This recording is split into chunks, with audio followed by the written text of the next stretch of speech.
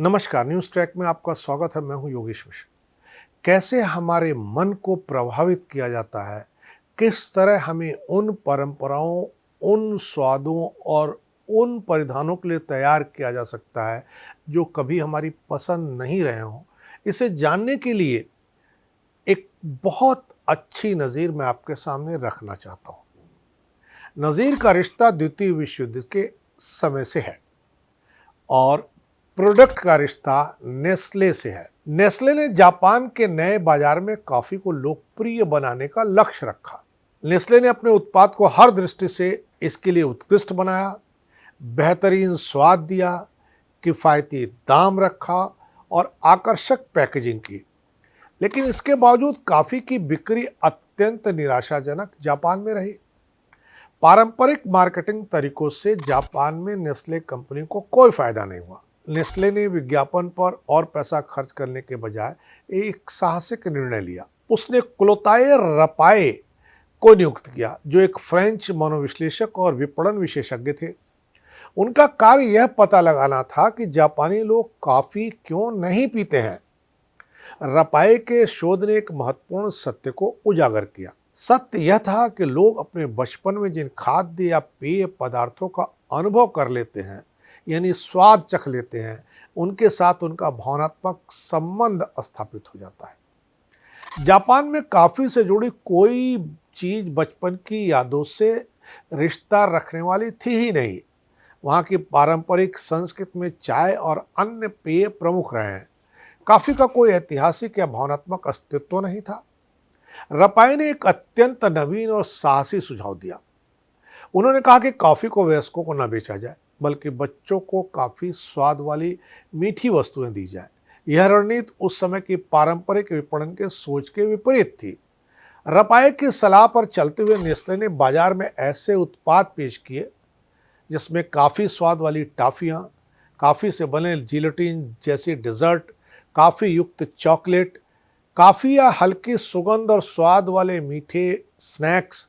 इन सभी उत्पादों का एक ही उद्देश्य था, वह यह था कि बच्चों को कॉफी के स्वाद से बचपन से ही परिचित करा दिया जाए। यह एक दीर्घकालिक रणनीति थी जिसके परिणाम तत्काल नहीं आने वाले थे।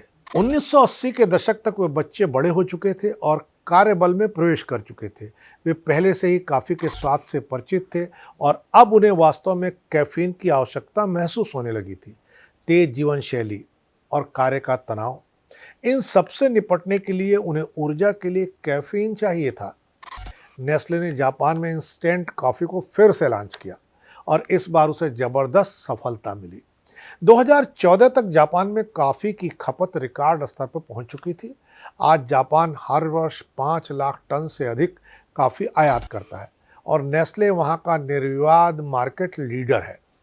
बचपन के अनुभव सांस्कृतिक आदतों और जीवन भर की पसंद को आकार देते हैं। इसलिए यह अत्यंत आवश्यक है कि हम बच्चों को क्या सिखाते हैं, कौन सी भाषा, कौन से खाद्य पदार्थ, कौन से अनुभव, इन सब के प्रति हम अत्यधिक सजग रहें, क्योंकि यही सब अंततः उनकी संस्कृति का निर्माण करते हैं।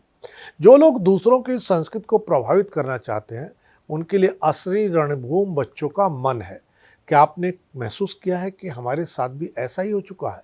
उदाहरण के लिए केक उत्सव, यह विचार हमारे मन में इतनी गहराई से बैठ चुका है कि अब हम हर बात पर केक मंगाते हैं, न केवल जन्मदिन पर बल्कि परीक्षा में सफलता, विवाह, पदोन्नति, सेवानिवृत्ति, हर मौके पर। जबकि 100 साल पहले भारत में 90% लोग केक का नाम तक नहीं जानते थे। आज जब हम बच्चों को मैकडॉनल्ड्स ले जाते हैं और पिज्ज़ा या कॉफ़ी, पेप्सी, कोका कोला मंगाकर किसी बात का जश्न मनाते हैं, तब हम उनके मन में अस्थायी बचपन की यादें बना रहे होते हैं और अनजाने में इन कंपनियों के लिए आजीवन ग्राहक भी उन बच्चों को बना रहे होते हैं। आज कई कॉर्पोरेट कंपनियां और अन्य पेशेवर भी इन मनोवैज्ञानिक तकनीकों का उपयोग अपने उपभोक्ताओं या दर्शकों को प्रभावित कर रहे हैं। तो क्या यह कहना गलत होगा कि परंपरागत समाजों की सांस्कृतिक या सामाजिक क्षरण एक उत्पाद है? उपभोक्तावाद की इस रणनीति का शायद यह सोचने लायक बात है।